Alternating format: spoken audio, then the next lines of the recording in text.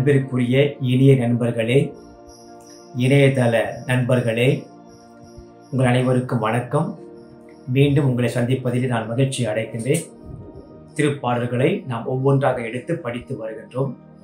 பல திருப்பாடல்களை நாம் படித்திருக்கிறோம். அவற்றினுடைய பொருளை அறிந்து கொண்டு நாம் பயன்படுத்தி கொண்டு இருக்கின்றோம். இன்னொரு திருப்பாடலை இந்த காணொளியில் நான் பதிவிட விரும்புகின்றேன். திருப்பாடல் 33. இந்த திருப்பாடலை நாம் 3 பிரிவுகளாக பிரிக்கலாம். முதல் பகுதி புகழ்ந்து பாடுகின்ற ஒரு பாடலாக பார்க்கலாம். கடவுளை நாம் புகழ்ந்து பாட இந்த திருப்பாடல் நம்மை அழைக்கிறது. இந்த பாடலினுடைய கடைசி 3 வசனங்கள் நம்பிக்கை வளர்வதற்காக, நம்பிக்கை வெளிப்படுத்தும் வகையில் இந்த பாடல் அமைக்கப்பட்டிருக்கிறது. இதற்கு இடையிலே இருக்கின்ற 4 முதல் 19 வரை உள்ள வசனங்கள் கடவுளை புகழ என்ன காரணம் என்று நமக்கு சொல்லுகிறது. கடவுளை புகழ்வதற்கு நமக்கு நிறைய காரணங்கள் இருக்கலாம். இந்த திருப்பாடலிலும் சில காரணங்களை ஆசிரியர் சொல்லுகிறார். அவைகள் என்னென்ன என்றால் படைப்பு, வெற்றி, ஆண்டவர் கொடுத்த மீட்பு, இப்படியாக ஆண்டவரை புகழ்வதற்கான காரணங்களை இந்த திருப்பாடல் சுட்டி காட்டுகிறது.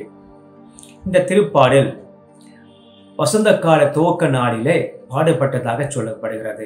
காரணம் வசனம் 3 புத்தம் புது பாடல் ஒன்றை அவருக்கு பாடுங்கள்.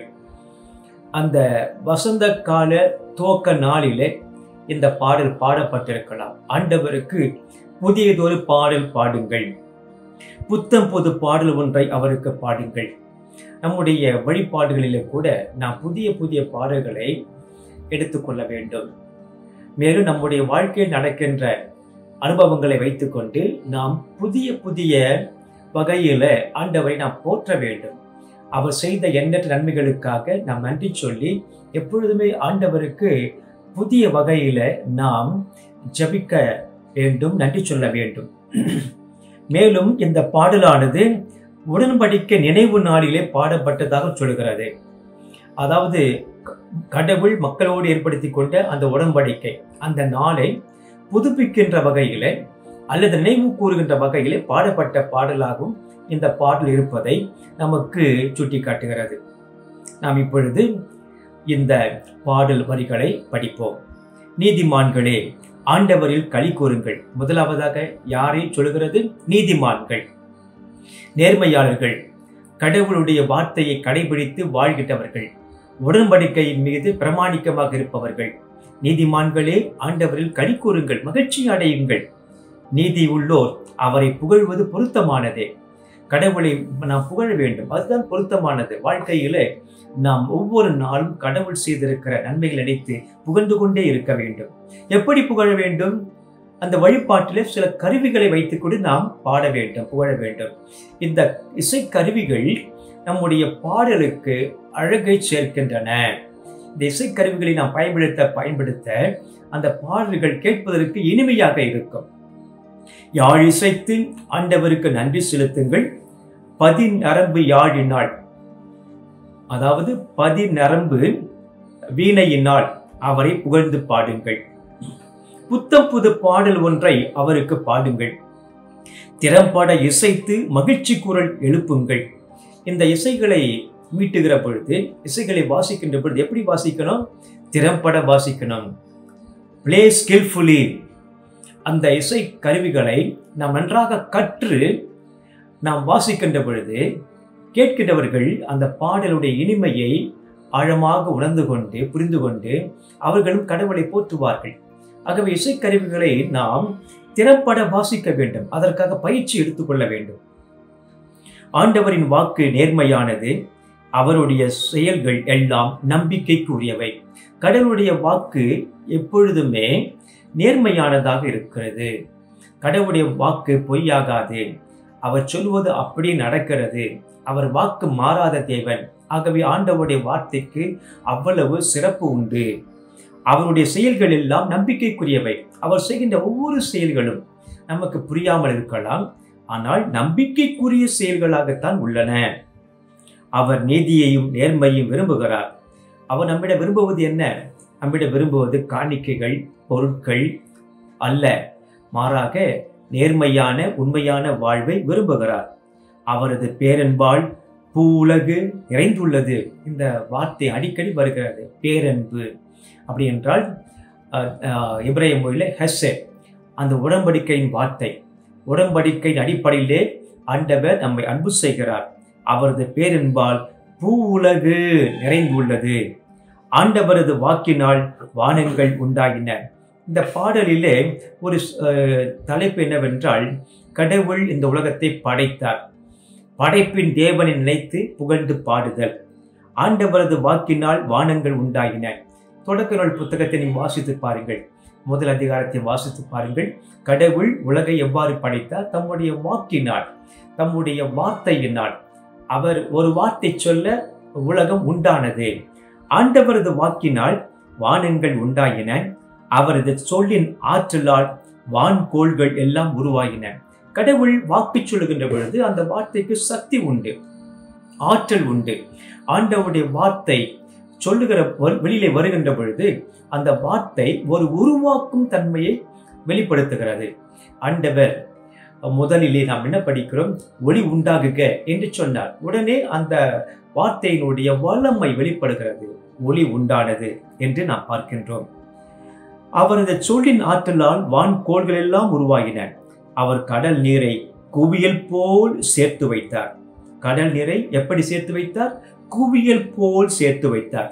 இது இஸ்ராயேல் மக்களுடைய கருத்துப்படி மேற்கடலை குறிக்கிறது. அதாவது இந்த வானத்திலே வானவெளியிலே கடல் இருப்பதாக அவர்களுடைய அந்த உலக அமைப்பை நாம் பார்க்கிறோம். மேற்கடல், கீழ்கடல் என்று அவர்களுடைய ஒரு சிந்தனை இருந்தது. அந்நீரை ஆழ் நிலவரைகளில் சேமித்து வைத்தார். அனைத்துலகும் ஆண்டவருக்கு அஞ்சுவதாக. உலகில் வாழ்வோர் அனைவரும் அவருக்கு அஞ்சி நடுங்குவாராக. கடவுளுக்கு நாம் நம்முடைய புகழை செலுத்துகிற பொழுது, கடவுளை மகிமைப்படுத்துகிற பொழுது நாம் அவர்களுடைய வார்த்தையை கேட்டு அஞ்சி கடவுள் பயத்தோடு வாழ வேண்டும் என்றும் இந்த திருப்பாட்டு நமக்கு சொல்லுகிறது. அவர் சொல்லி உலகம் உண்டானது. அவர் சொல்லி, அவர் கட்டளையிட உலகம் உண்டானது. ஆண்டவருடைய சொல் வல்லமை வாய்ந்தது. அவர் கட்டளையிட அது நிலை பெற்றது. நிலை பெற்றது என்றால் அவர் கட்டளையிட்டதுனால அந்த உலகம் உறுதியாக இருக்கிறது, அது அசைவுறாது. வேற்றினத்தாரின் திட்டங்களை ஆண்டவர் முறியடிக்கிறார். மக்களினத்தாரின் எண்ணங்களை குலைத்து விடுகிறார். அதாவது ஆண்டவருடைய திட்டத்திற்கு மாறாக செயல்படுகின்ற அனைத்துமே தோல்வியில் தான் முடியும். ஆண்டவரின் திட்டம் எதுவோ அதுதான் நடக்கும். ஆண்டவரின் திட்டத்திற்கு மாறாக எவராவது செயல்பட்டால் அவற்றையெல்லாம் கடவுள் முறித்து விடுகிறார். கடவுளுடைய வார்த்தைக்கு ஆற்றல் உண்டு. ஆண்டவரின் எண்ணங்களோ என்றென்றும் நிலைத்திருக்கும். அவரது உள்ளத்தின் திட்டங்கள் தலைமுறை தலைமுறையாக நீடித்திருக்கும். எது நிலைத்திருக்கும்? கடவுளுடைய எண்ணங்கள். அதைத்தான் நாம் பைபிளில் வாசிக்கிறோம் அல்லவா? உங்கள் எண்ணங்கள் என்னுடைய எண்ணங்கள் அல்ல. அதாவது கடவுளுடைய எண்ணம் எதுவோ, திட்டம் எதுவோ அதுதான் இறுதி வரை நிலைத்திருக்கும். ஆண்டவரை தம் கடவுளாக கொண்ட இனம் பேறு பெற்றது. அவர் தமது உரிமை சொத்தாக தேர்ந்தெடுத்த மக்கள் பேறு பெற்றோர். யார் பேறு பெற்றோர்? கடவுள் நம்மை தேர்ந்தெடுத்திருக்கிறாரே, ஆகவே நாம் பேறு பெற்றவர்கள். கடவுள் நம்மை தம்முடைய உரிமை சொத்தாக தேர்ந்தெடுத்திருக்கிறார். நம் கடவுளுடைய நெருக்கமான மக்கள்.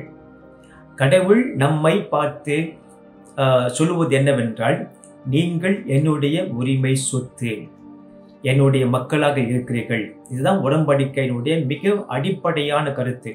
நீங்கள் என் மக்கள், நாமே உங்கள் தேவன். வானின்று ஆண்டவர் பார்க்கிறார், மானிடர் அனைவரையும் காண்கின்றார். தாம் வீற்றிருக்கும் இடத்திலிருந்து உலகெங்கும் வாழ்வாரை கூர்ந்து நோக்குகின்றார். படைத்த கடவுள் நம்மை பார்த்து கொண்டுதான் இருக்கிறார். நம்முடைய நடவடிக்கைகள், நம்முடைய செயல்கள், நம்முடைய அணுகுமுறைகள், நம்முடைய பேச்சுக்கள் அனைத்தையும் அவர் பார்த்து கொண்டு இருக்கிறார்.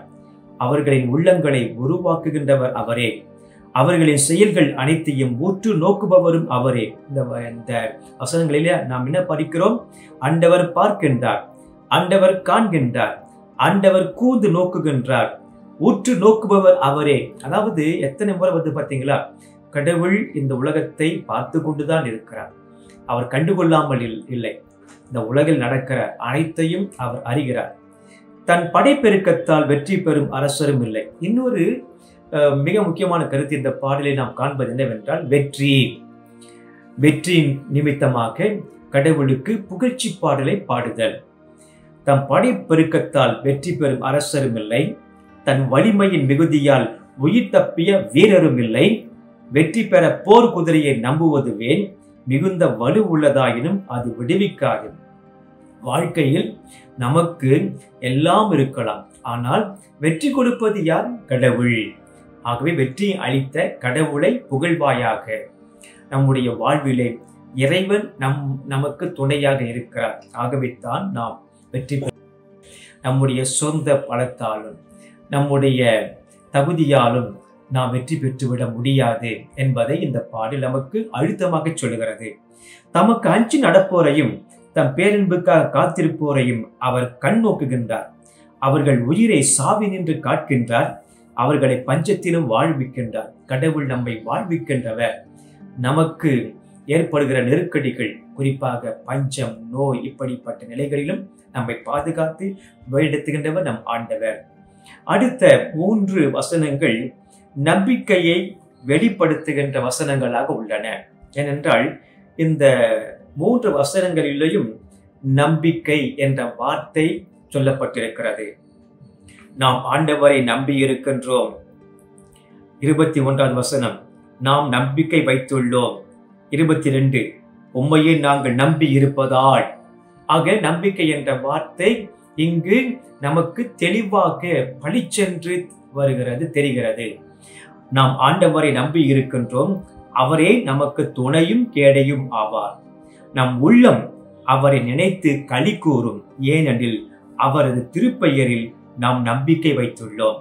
உம்மையே நாங்கள் நம்பி இருப்பதால் உமது பேரன்பு எங்கள் மீது இருப்பதாக.